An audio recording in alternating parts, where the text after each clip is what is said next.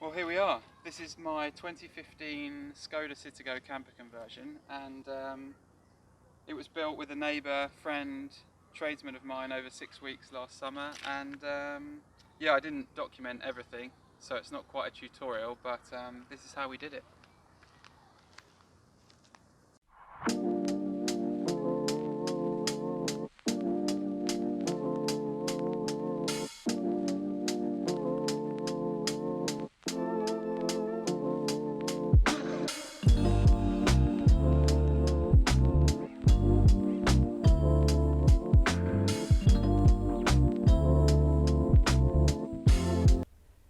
So once you have removed all the passenger seats from the car, you will find these threaded holes.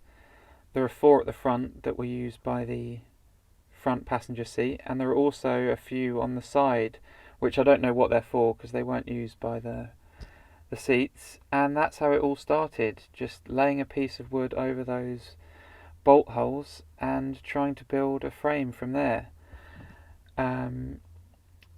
Yeah, we just built it up from wood using those initial bolt holes, and this is what the front frame looks like. There are 2 frames, and this is the front one.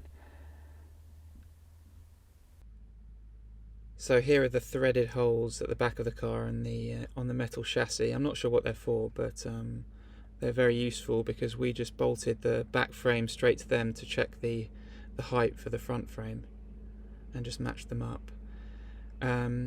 We had to build these kind of wings on the side here of the back frame just because the car just curves out slightly, so to put the platform on that just to add some stability. Here you can see the frame threaded through those holes at the side of the chassis. There's 2 in the middle, and then there's 2 right on the corner of the frame, and yeah, these are the only things for the whole of the back frame. We had to build these wooden wedges because the threaded hole is at a slight angle, so these just add a bit more stability to the back frame. And once that was done, we could move on to the plywood board that's on top, 12mm ply, and that creates the platform for the bed.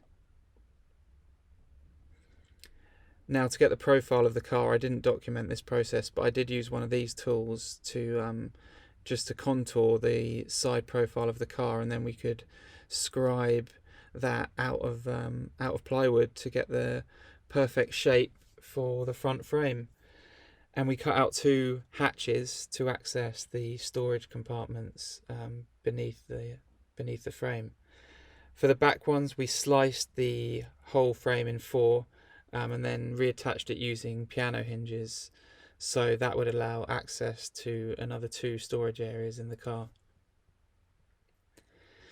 And this is what it looked like at that stage. You can see the hinge just opens up and it accesses the old spare tyre area, and then we painted the frame, secured it to the plywood board at the top,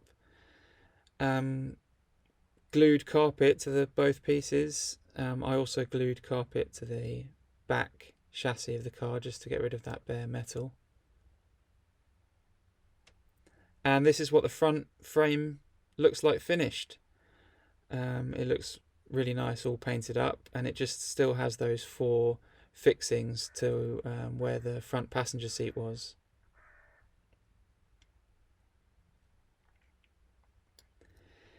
Here are the hatches.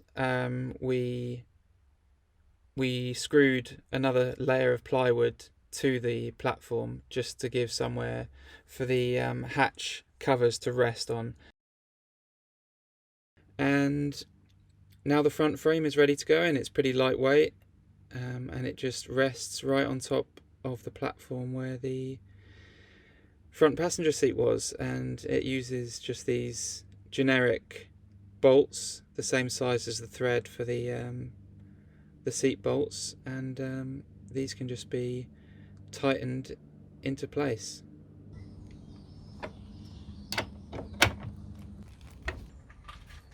Now the back frame is a little bit heavier, so it will require 2 people to get in. Okay, so it needs to go clockwise now, so it's in and round.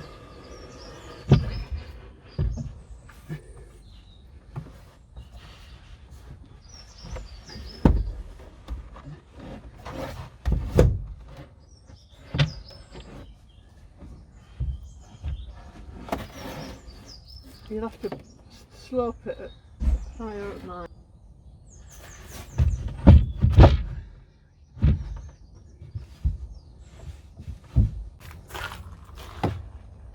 So here we need to find those bolt holes on the side here. These holes come in at a slight angle on the chassis, so we've created these profiled bolt holes. This one's okay, it's just a matter of finding the holes now.